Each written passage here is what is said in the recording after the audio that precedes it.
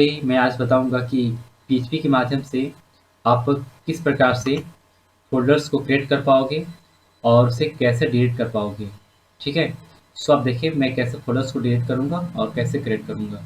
Simple हमें पहले HTML का बेसिक कोड्स राइट करना है और इसका जो फाइल का जो नाम होगा इंडेक्स्ड और .php होगा। आप नेम को कुछ भी रख सकते हैं बट एक्सटेंशन जो कोड्स होता है उसका जो पीएचपी ही रखना है आपको। ओके, सो मैं स्टार्ट करता हूँ।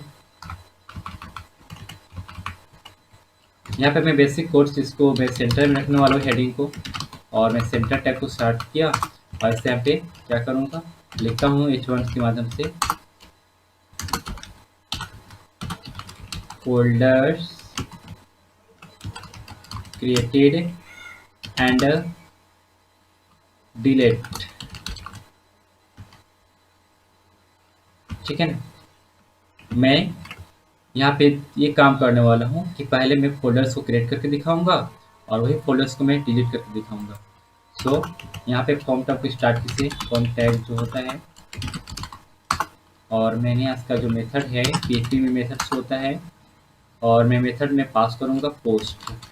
ये जो पोस्ट है ये आपको सुपर ग्लोबल का एक वेरिएबल के माध्यम से माना जाता है और ये आपको आना चाहिए ऑलरेडी। तो ये पोस्ट है। इसके बाद से मैंने क्या करूँगा, देखिए मेथड इसमें मैंने पोस्ट रखा हूँ। आप सिंपल में मतलब आप कैपिटल में या फिर स्मॉल में भी राइट कर सकते हो। इसके बाद मैं इसका जो एक्शन होगा मैं इसी पेज से रिजल्ट चाहता हूँ, तो मैं यहाँ पे index.php यानी जो इसका index.php जो है वह इसी पेज का नाम है, तो मैं इसी पेज से रिजल्ट चाहता हूँ। इसी चलते मैं इस पेज का ही नाम लिखा हूँ। आप चाहते हो कि मेरे दूसरे पेज में रिजल्ट चाहे तो आप दूसरे पेज को क्रिएट करें और उसका नेम को यहाँ पे प्रोवाइड कर दें। Okay, simple. अब आपको जो करना है यहाँ पे इनको टैग को बनाना है, और मैंने ऑलरेडी बना चुका हूँ। और इसमें मैं टाइप का जो वैल्यू होगा टेक्स्ट होगा, और नेम में मैं फाइल पुट करूँगा, और यहाँ पे इसका जो वैल्यू होगा सबमिट, और नेक्स्ट में यहाँ पे डिलीट करना है, और वैल्यू का जो वैल्यू होगा सबमिट होगा। देखिए सबमिट का मीनिंग गलत है, मैं पास करके चेक करता हूँ। अब देखिए हो चुका है। सिंपल और में आपको क्या करना है, पीएचपी टैग को स्टार्ट करना है ऐसे। यहाँ पे देखिए पीएचपी को स्टार्ट कीजिएगा ऐसे करने के बाद, और इसके बाद जो है इस प्रकार से आपको राइट करना है। और नेक्स्ट काम करना है आपको, यहाँ पे आपको सुपर ग्लोबल से चेक करना है। सुपर ग्लोबल क्या होता है सभी मालूम हो जाएगा। जिसमें सुपर ग्लोबल जो होता है सर्वर के माध्यम से मैंने चेक किया, इसमें दो वेरिएबल्स होते हैं। पहला होता है रिक्वेस्ट हाइफन मेथड,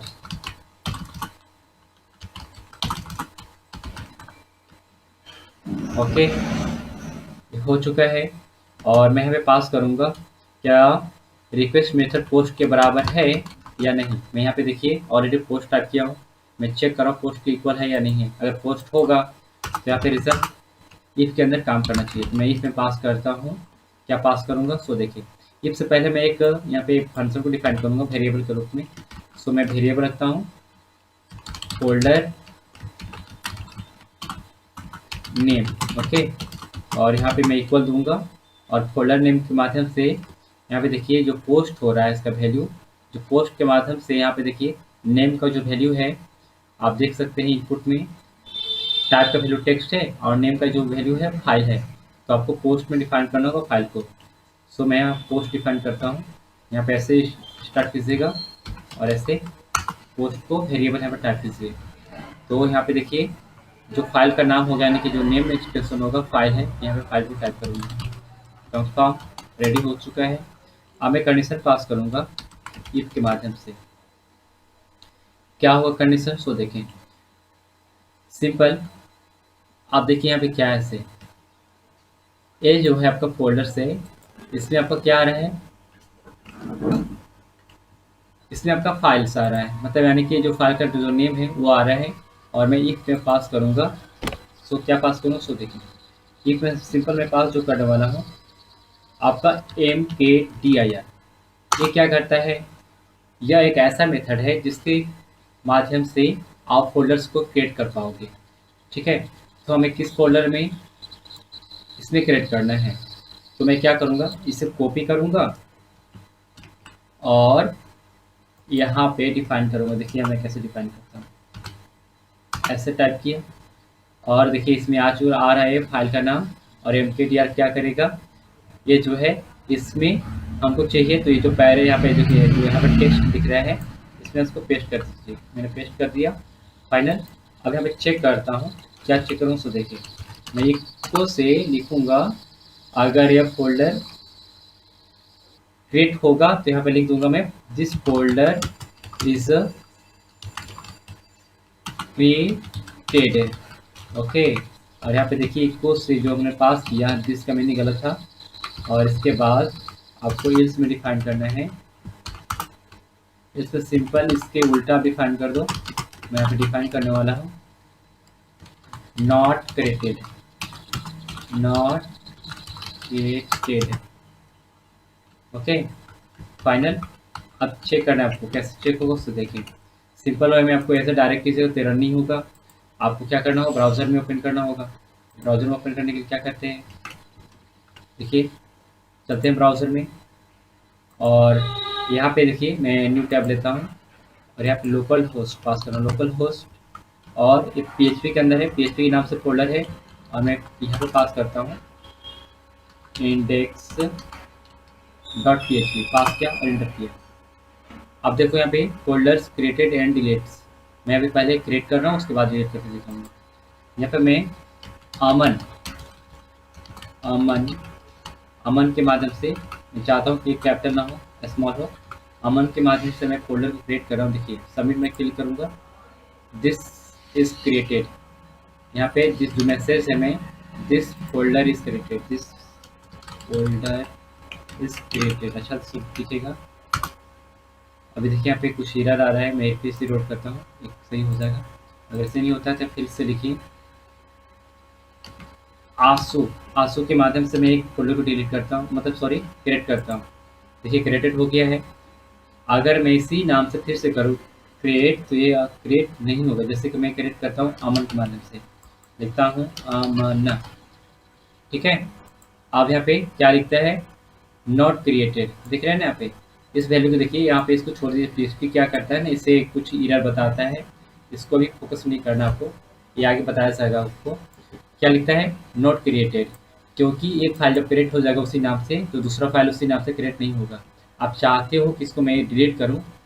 अभी देखिए मैंने अमन के नाम से और एक और नाम मैंने पुट किया था, सो मैं आपको दिखा रहा हूँ जो फोल्डर आपका क्रिएट होता है वो कहाँ पे क्रिएट होता है। सो देखिए जैसे मैं यहाँ पे देखिए सर्वर टेक्स्ट के अंदर हूँ, ये देखिए PHP है, PHP के अंदर क्या क्या है, अमन के नाम से भी देखिए फोल्डर क्रिएट हुआ है, दिख रहा है आपको।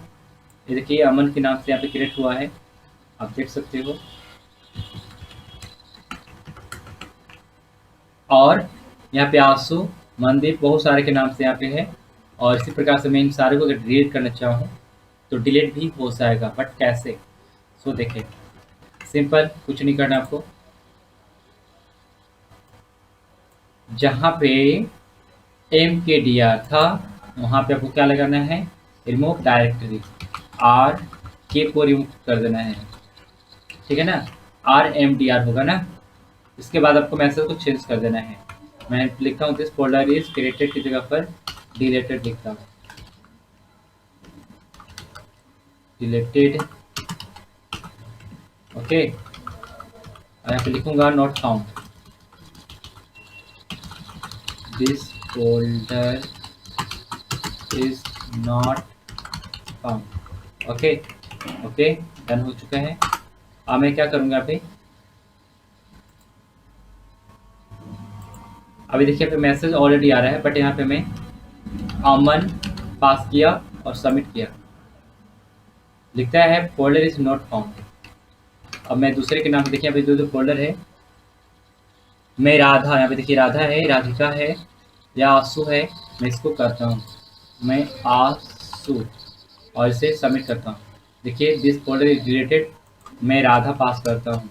राधा देख लीजिए कैपिटल है कि स्मॉल है, कैपिटल नहीं है स्मॉल है, राधा, और सबमिट करता हूँ। This folder is deleted. और मैं चाहता हूँ कि मैं राधा को ही पुट करूँ फिर से, तो देखिए क्या होगा। This folder is not found, ये फोल्डर नहीं है और यहाँ पे डिलीट भी हो चुका है। देख रहे हैं राधा था अभी, लेकिन बट वो डिलीट हो चुके हैं। यहाँ पे रामू के नाम से है, मैं चाहता हूँ रामू को डिलीट करना और यहाँ पे सबमिट किया। देखिए दिस फोल्डर इज डिलीटेड। देखिए रामू डिलीट हो चुका है, इसमें है ही नहीं है। ओके, सो इस प्रकार से डिलीट की जाती हैं और क्रिएट भी की जाती है।